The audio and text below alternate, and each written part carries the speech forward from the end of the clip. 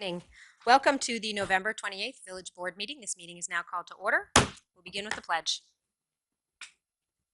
I pledge allegiance to the flag of the United States of America and to the republic for which it stands, one nation, under God, indivisible, with liberty and justice for all.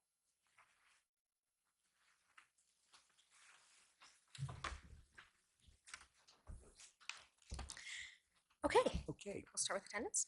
Trustee Codman, Present. Trustee Herrera, and Mayor Garrity. Present. First, visitor recognition with regard to Village Board resolutions. Visitors shall be accorded one 4-minute opportunity to address all resolutions. Is there anyone in the audience who wishes to address any of the resolutions on tonight's agenda?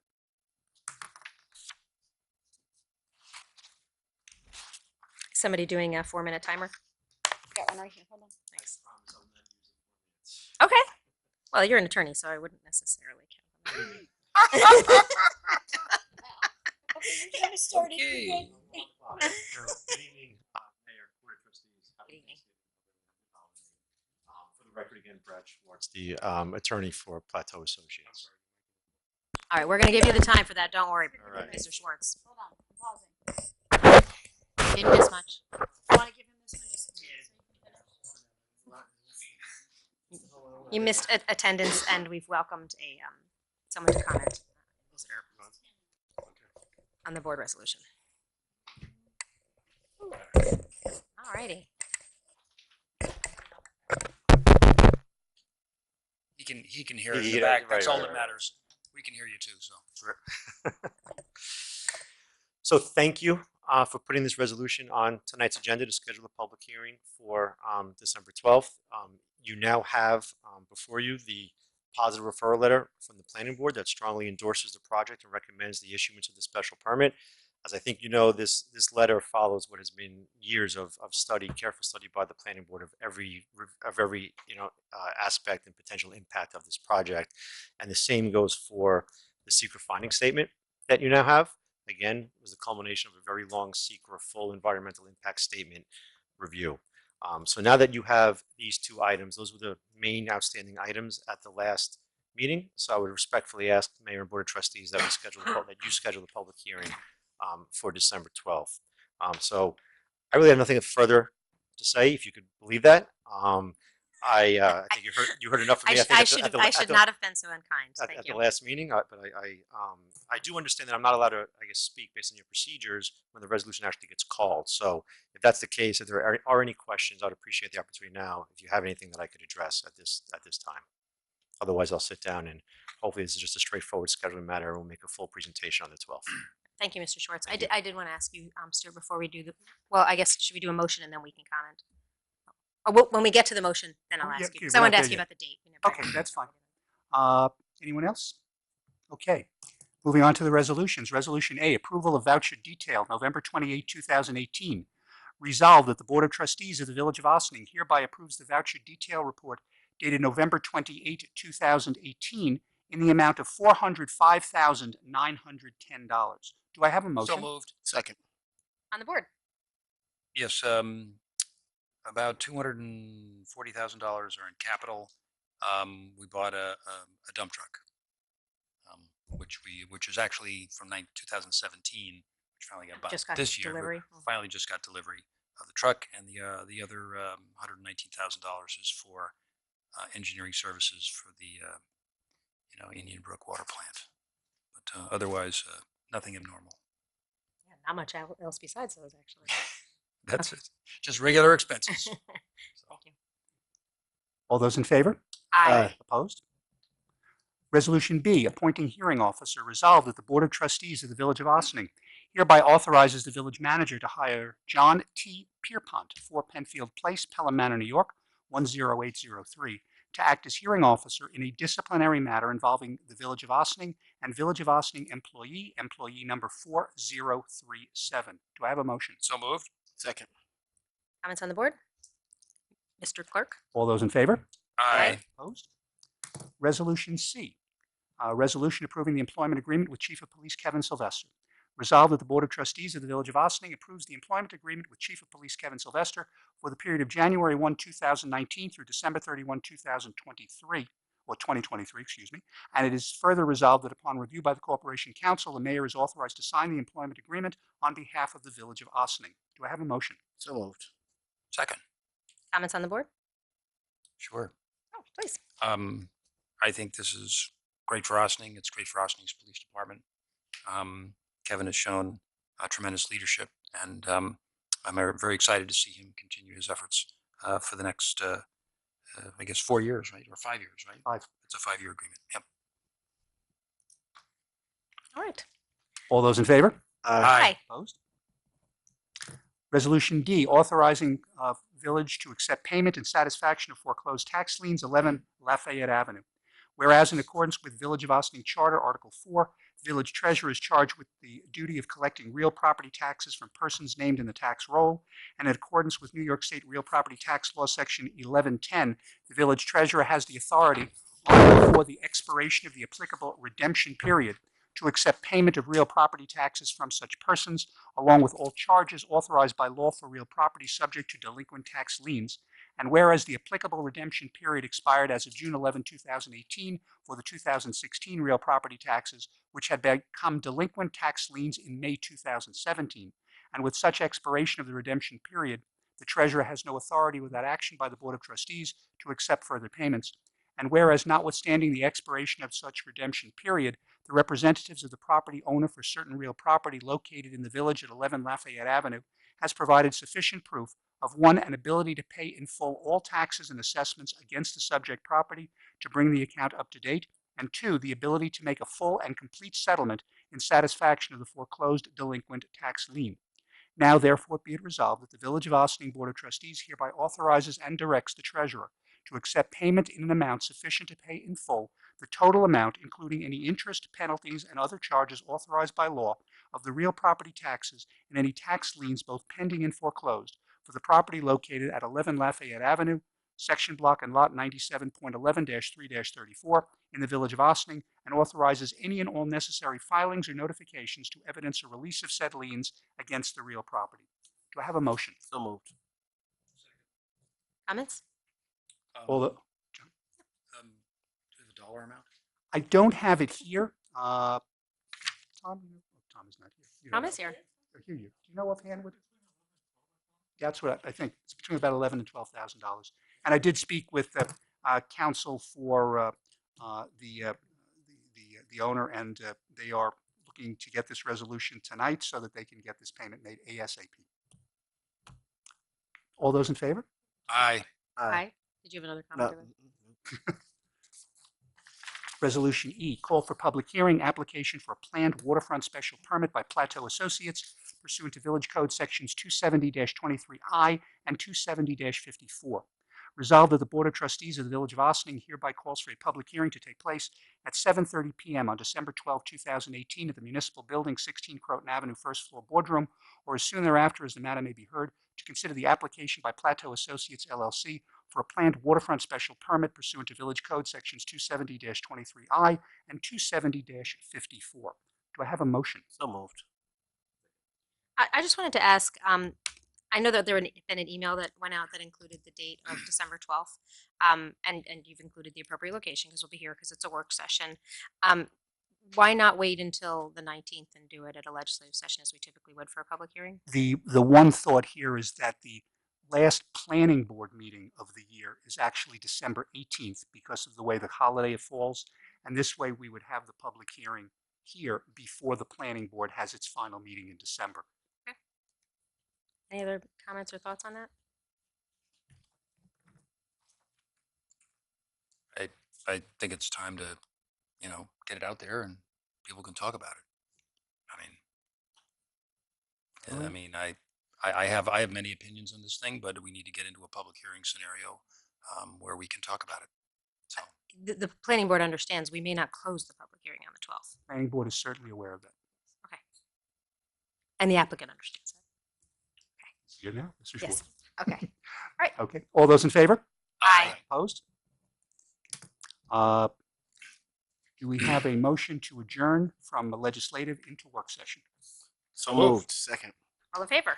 Aye. Okay, so before we get into our first topic, we'll do our announcements. We held off until maybe a couple more folks arrived. Does anybody have any announcements that they'd like to share about? We've got some great stuff happening on the calendar. Yes, yes, absolutely. Good evening, everyone. I hope everyone had a great Thanksgiving. So, it is holiday season here in Ossining, and I do want to give kudos to the Office of the Village Manager and our Ossining Chamber of Commerce for launching our Ossining Bucks. Make sure that you are out there. If you go on ossiningchamber.org, you can get a full list of, and the Village of Ossining.org as well.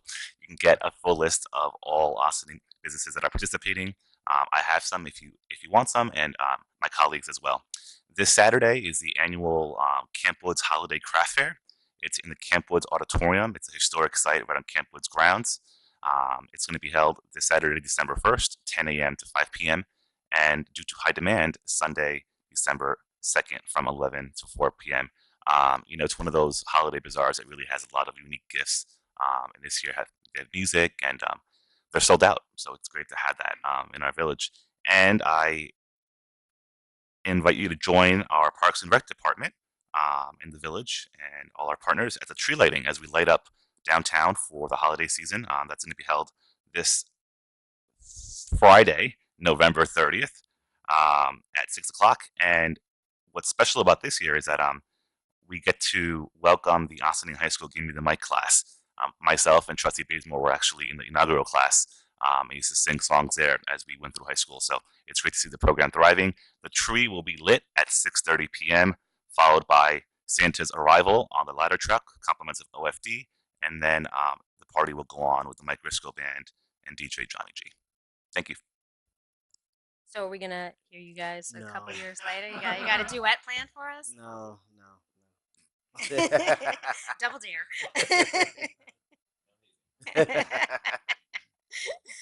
All right. Any other announcements?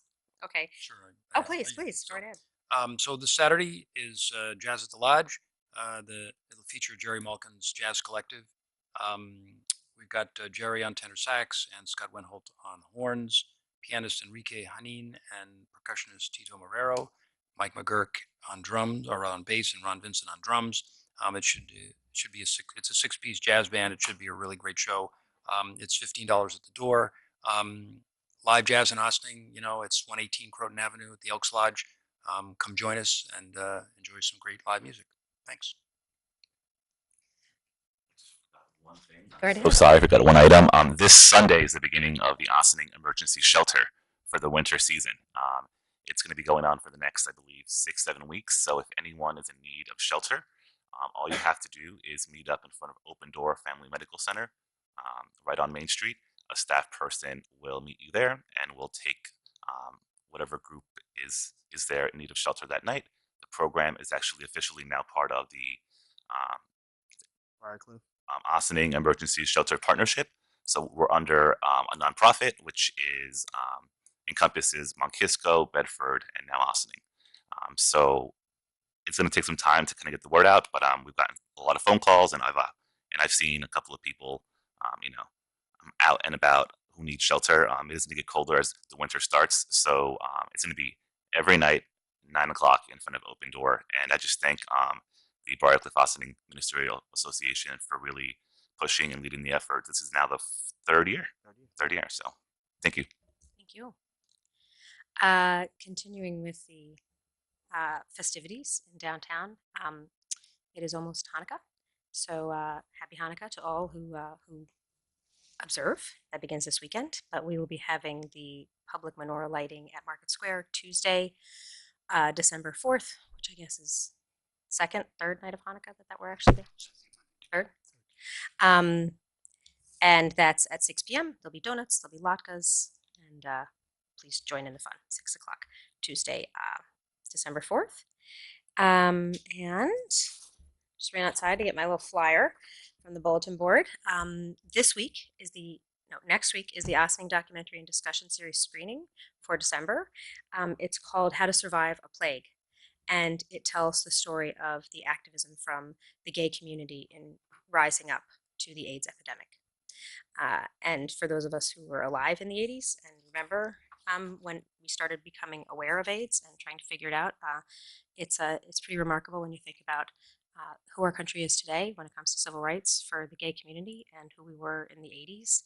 And I don't imagine that we would be talking about transgender rights and considering gay marriage to be the norm had it not been for the incredible activism of the gay community in the 80s when they faced so much death. I mean, it was a pretty horrible way to be inspired to rise up, but it was an incredibly effective movement. And so it's a really powerful film and panel discussion. I hope you'll join us 6:30 at the Austin Public Library next Thursday, December 3rd.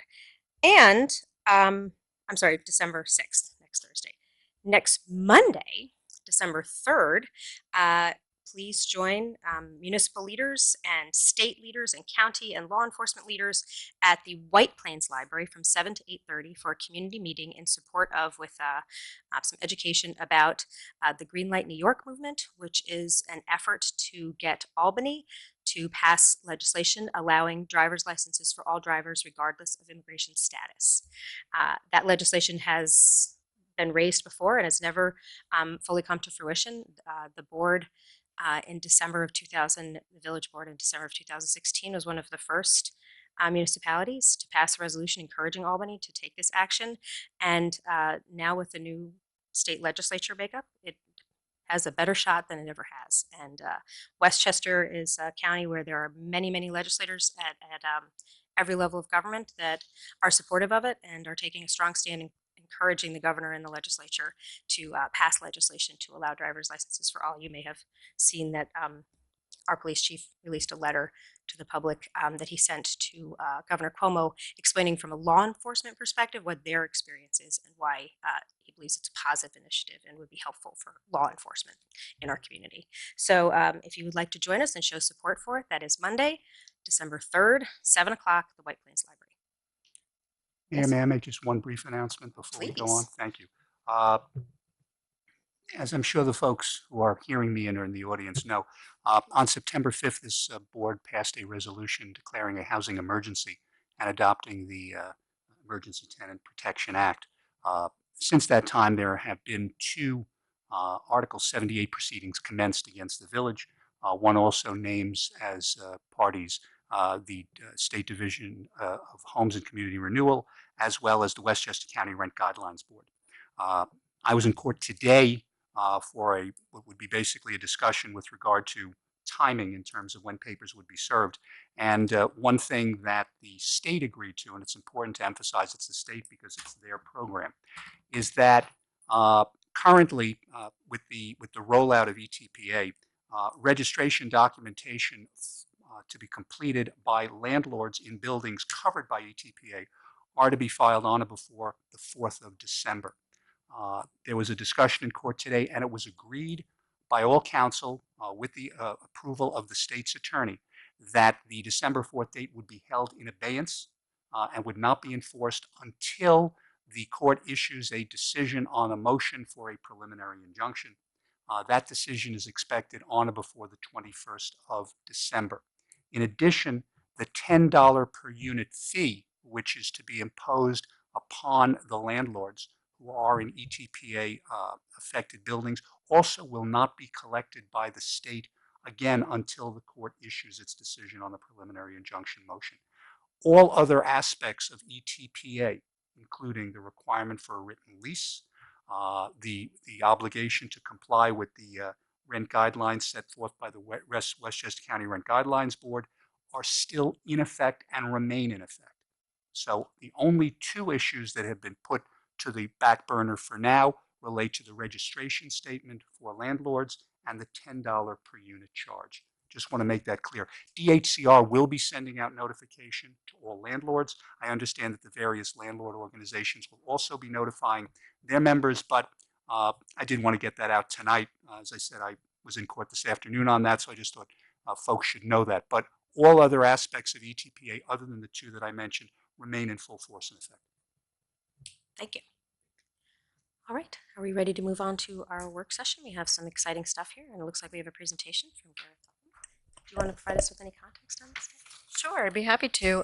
We're honored to have Gareth Huffam here to give us a briefing of where the project stands for the pier extension. It's been through many, many iterations, which I'm sure he will share with you, but he has brought final drawings that we hopefully will intend to submit to the DEC for final approvals.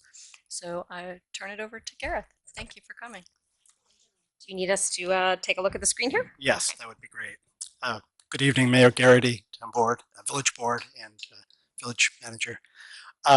Thank you for inviting me tonight. My name is Gareth Huffam. I'm with Hudson Valley Arts and Science. And when the screen comes up, what I'd like to do is take the board through sort of a very short version of history of this project, what our goals are, and so forth, and where we stand right now. And like to ask for the board's approval to submit these final drawings to the permitting agencies for approval and permits. So with that, so I'll start with objectives, background, then I'll cut pretty quickly to the chase and show you the design that we're calling option 38, because this is the 38th version that we've gone through, and then talk about process steps going forward.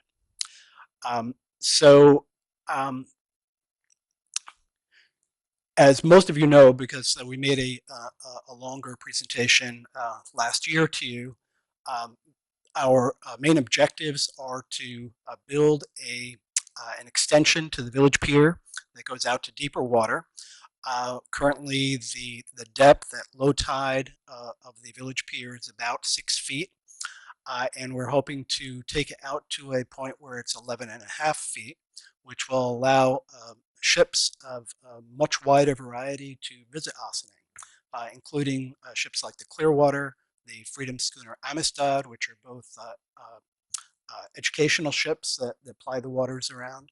We'd also like to have tourist ships be able to offer their services from Ossining. We'd also like to have tourist ships service the anticipated Sing Sing Prison Museum. In addition, we hope to have transient boating docks to encourage visitors from other parts to come to our restaurants and our waterfront events. And in addition, we'd like to have end of the pier fishing available to all Ossining residents. The need for 38 versions was because we had many stakeholders who were deeply involved in the design process that we've been going through for about 2.5 years. And we feel that we have now been able to effectively balance all the stakeholder needs, and everybody seems on board, which is great. This is some history, which I'll just go through very briefly. This is a photograph of a riverboat that called Ossining its home. You can see sort of barely on the back of this ship, it said Ossining, New York. And in this photograph, it shows the Sarah Jenks anchored right where we plan to extend or hope to extend the pier into. There's another picture of the Sarah Jenks on the Ossining waterfront in the late 1800s. We also had Henry Gordine, famous Hudson River fisherman, had his fishing shack and fishing operation right down where the pier is located. From a historical point of view, this shows a satellite image of the village pier before the MTA made changes to it. This is in 2010, and at the request of the village board, when the MTA requested relicensing, the village board asked them to move the pier, their pier, through an angle northward, so that the end of the village pier per se would be available for future extension. They did that. This is a photograph from 2014. You can see this is how the village pier and the ferry terminal currently looks. So the pier that the extension that we are anticipating, hoping for, will come out like this. These are some of the ships we hope to encourage to come to Ossining. This is an existing condition These are just a smattering of some of the earlier versions. This is the current option 38, and this is a blow up of, option 38. So let me walk you through this quickly. So this solid gray area is the existing village pier, and then down here goes is the gangplank or the gangway for the Haverstraw Ferry. There's the ferry being shown there to scale. And then in the striped version, or the striped fill here, that's the anticipated fixed pier extension that goes all the way out to where I'm pointing. And then we have 3 floating components.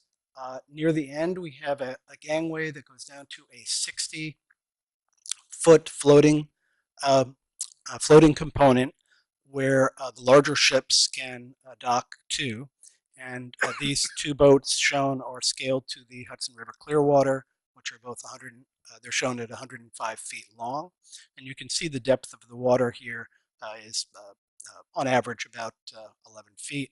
It goes to, there are a couple of spots that are 13 and 13 and a half feet deep, but on average about 11 feet deep in that area. Then we've got 2 docks that we are anticipating for the transient docking. This one here, and then a shorter one here. This one was made shorter to keep it just out of the town of Ossining waters, so that the permitting process with the Army Corps of Engineers and the state DC would not get complicated by having 2 municipalities involved.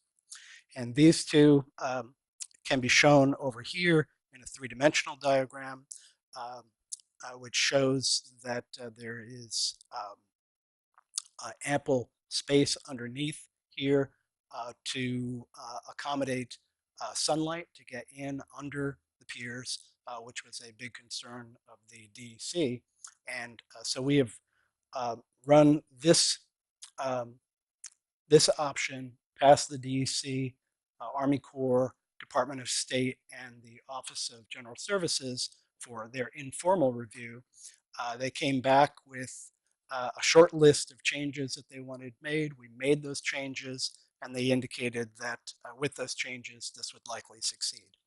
So with that, I'd like to just say one thing. The town board yesterday evening unanimously approved a resolution supporting the application conditional upon village board approval.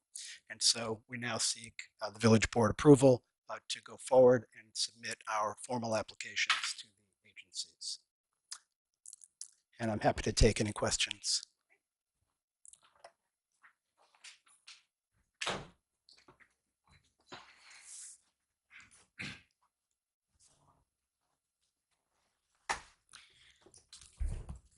Well, thank you. I attended a number of the meetings and was part of many an email thread on this. And if there were an award for patience and perseverance, it could be called the Gareth Huffam Award. I mean, you really the 2.5 years was not idle. It was just yeoman's work on getting everybody to agree that that there's a way to accomplish all of the goals without upsetting any of the many stakeholders that were involved. So congratulations to Thank you. bringing it this far. Thank you so much.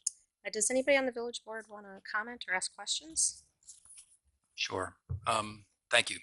Thank you for herding the cats, because that's a very interesting, sort of combination of different agencies that you had to deal with, and each of them very much having their own agendas about what it is they wanted to get done. And obviously 38 options shows that there were many iterations in which you had to go through. And I had attended a few of the meetings, but certainly was on the emails as well. So thank you for all your efforts. This would not happen without you. And that in and of itself is remarkable. I'm very much in support of adopting this, and thank you again. So. Yeah, this is all part of the process, and it's been a long process, and it's great and exciting that we could actually, as a board now, continue the process and hopefully get it approved by all the state boards necessary. So thank you, and to the entire team. Thank you very much. Did you want to comment? No, I'm saying thank you. You're good. Then I did want to just sort of recap for folks who are tuning in now and maybe haven't watched some of our previous meetings. This, can you tell us in 10 seconds or less the the grant process that was involved here? Through it was public-private nonprofit partnership that brought us to this point. And going forward, is there an anticipation of how this project would be funded? Okay. So as you say, the grant process involved the nonprofit Hudson Valley Arts and Science, the village board or the Village of Ossining, and Ginsberg Development Agency. And we've gotten this far. That was 2015. If we submit the applications and get the approval of all the agencies involved, we will complete a set of construction drawings, and then we will have what is essentially called a shovel-ready project. And then the end of the work of this grant will be the end, that will constitute the end of this work. At that point, with the shovel-ready project in hand, we will seek construction funding from a variety of infrastructure source funding opportunities and public access, Hudson River public access funding opportunities that come around now and again. So we'll just have to be patient and wait for the right grant or the right combination of grant opportunities. Well, I know that you'll be looking for it. You're not going to sit down and wait for it. So I look forward to getting to that stage. So the formal approval from the village board to allow this to go to the next step, what's that process look like? Is that something that we can add for next week? Everyone supportive of adding the resolution for next week? Great. Thank you so much, Okay. Gareth, for Thank everything. you very much. Thank Very you so pleased. much. So we have Lime Bikes is the next topic on here, and there are a few people that I asked to comment on it. Paul Holly from Lime Bikes is here. Just one moment, because I also wanted to find out if the police department, what their reaction was, and I know that you are going to speak at the school board meeting in Yes, about 10 minutes. 5 minutes ago. So, No, I just wanted to add what our experience was with them. They weren't used quite as much as maybe we would have expected, so not quite the full-blown experience of Lime Bikes. But I know that when we talked about this originally, there are some expected hardships in the onset of this, either with vandalism or misuse of them and things like that. And we saw a few minor things, but overall, I'm here to say that there's nothing to say. We didn't see a whole lot. We saw a few minor issues, but overall they were used as expected. Those that used them seemed very dedicated to using them. A lot of people kind of looked at them and wondered what they were. We did some informational stuff, and that's great, but there's a lot of people still trying to figure out how the bikes work, where they're supposed to go. So the only concern from the police department, I'll renew what I said at the onset of this, is that I hope that if this is something that's adopted and it becomes a more permanent fixture in our community, that the vendor is committed to circulating the bikes when that becomes necessary. Because while we didn't quite see it in this iteration, mostly I think because they weren't used as much as expected, I do wholeheartedly believe that we're going to have a surplus of bikes at the train station and Arcadian Shopping Center. So as long as there's some plan to bring those back, the rest of the stuff I think we can all work with. We found a few bikes that were left like on the side of the road, not necessarily off the road. And some people asked why they were left. If people left them in places, they're sort of sometimes almost awkwardly left on someone's front lawn or things like that. So we moved them around if we had to, a few feet. But overall, not much negative from the police department's experience. Officer Plochter got in a little trouble on Facebook for riding on the sidewalk, but we'll work that one out. all right. Thank you. Does anybody have any questions specifically for the chief on this? Okay. Thank you very much, School board, Chief thank you. Sylvester. Appreciate your feedback.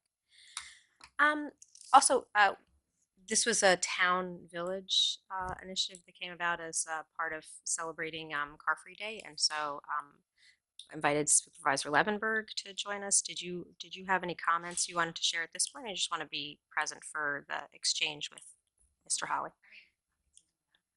Okay.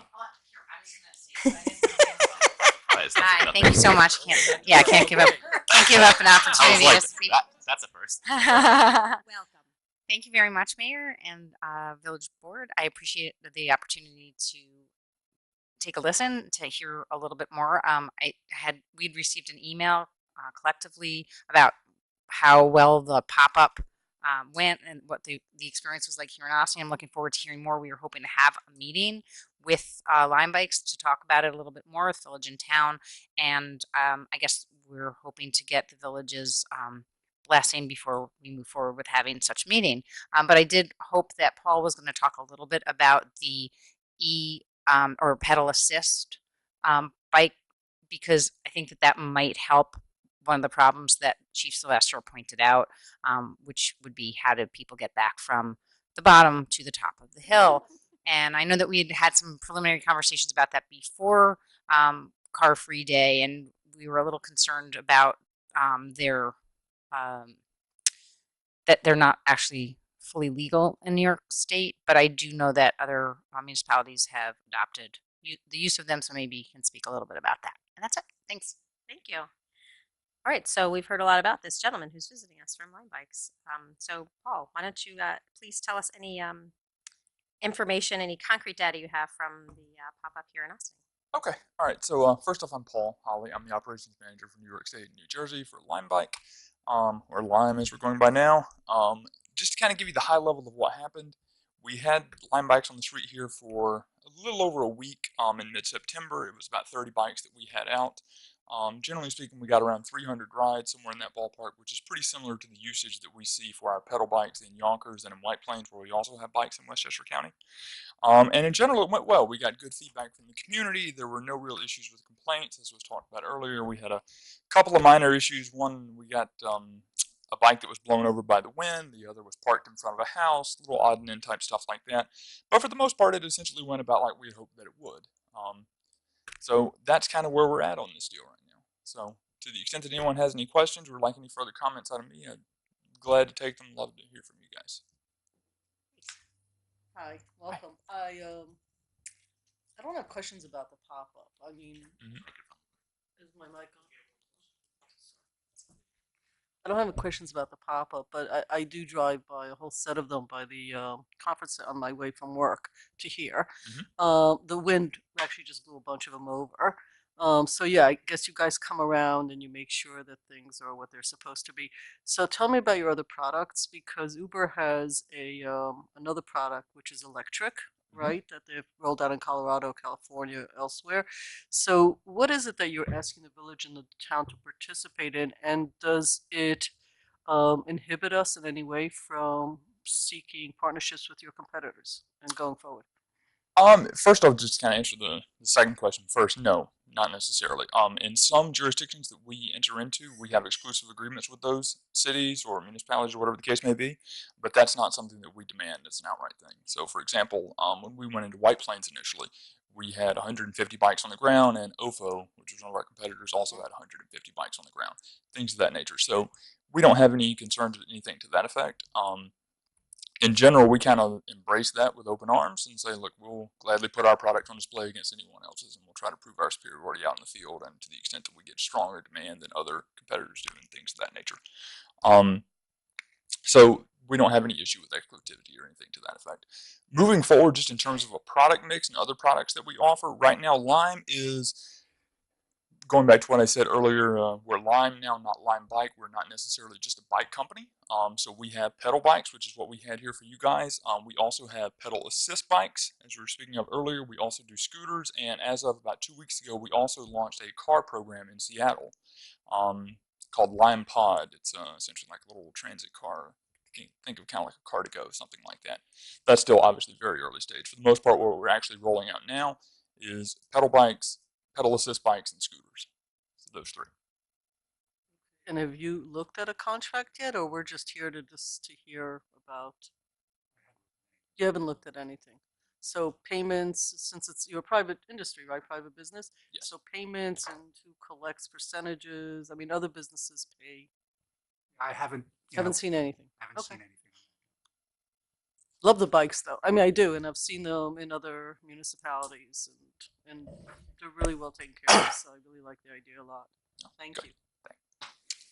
So are there any municipalities here in New York State that have a pedal assist?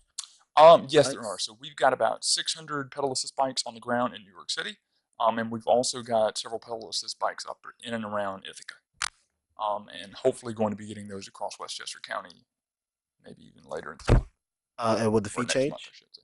Would the fee change with the pedal assist? Yes. So there's a price disparity in between those two things. The pedal assist, off the top of my head, are $1 to unlock, and then they're 15 cents per minute thereafter. So they're a little bit more expensive, and it's the same price that applies to scooters as well. So there's parity between scooter and pedal assist price. Pedal bikes are a little bit cheaper. So I actually had the chance to get the last few days of trying it out, and I realized that I haven't ridden a bike in years. So it was actually a very interesting experience, but a good one. Pedal assist would have made my 2 days a lot easier. But I think it's a great program, and I think that the town and village are pretty smart in having the pilot in conjunction with Car Free Day to really continue not just educating, but kind of changing the culture that you can walk and bike to places instead of driving. So it was a perfect timing. I did though see the bikes. I know we only authorized them for a week, but I did see them here like past 2 weeks. So I don't know what happened on your end or why they were still out after that, and still, The bikes went over the course of 2 weeks. It wasn't 2 full weeks. I think we had, off the top of my head, 10 days maybe or something like that. Whatever was in the MOU Okay. is what we tried to replicate. Okay. Um, and what else was I going to ask you? You wouldn't happen to know like the breakdown as far as like who registered, like when it comes to ages and No, we really don't collect that data no, for the okay, most part. People sign up with either email addresses or phone numbers, and that's pretty much it. But no, just getting into demographic data and things of that nature, no, we don't collect that in the routine course. got it. Thank you. From a staff perspective, was there any feedback or concerns that you heard, Manager McDonald? I did not hear any negative feedback about it. Actually saw a few people from the board writing them, so it was great. I think I that just have to say that you were not pointing in my direction at all. I went this Well, way. because she saw me. Lest anyone think that I actually took the bikes and rode uphill. My question is, when do you run the bike? So you're not running them in the winter, are you, or are you? Yes, we are. So we do have winter operations. Typically, ridership falls a little bit during the winter, but the bikes themselves are designed for year-round use, all weather. And yeah, it's a legitimate transportation option for people to get to work, doctor's appointments, schools, that sort of thing. Okay. So yeah, it's out year-round. So in the data that you did collect, do you know where people went? Off the top of my head, no, but I can make that happen. Okay. I'm just curious as to Yes. where the highest volume of people went. Yes, we can. So depending on what you guys might like to see on that, I'd be happy to share anything with you to the extent that we have a data guy. I'm the data guy. So if you need, I can build you out heat maps or whatever the case may be that may be most useful to you guys. Just let me know. And I Will can it make that. melt the snow on the sidewalks, the heat maps? It will not, Just trying to unfortunately. figure. It will not. Supervisor Levenberg, I saw you. Did you have a question? No. I asked you to be here, so please. But we're short on mics. Otherwise, I would share with. Just to jump off one of the questions that Trustee Levin had asked about the contract, I think you maybe mentioned, and also a question about the contract, and also you asked about competitors, and you said that there is in some places you are exclusive.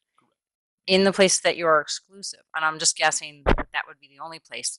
Is there any other benefit than just having these bikes available to the municipality? Like, do you give any kind of a percentage to a municipality?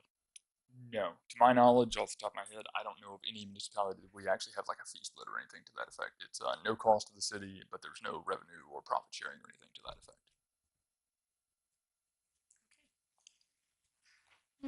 I'd be interested in seeing more of the data and the heat maps and the break. I mean, we did it as a pop up, so we would know what questions to ask, and if we decided to move forward, we'd have a better idea of what was important to include. But I would be curious. It wasn't here that long.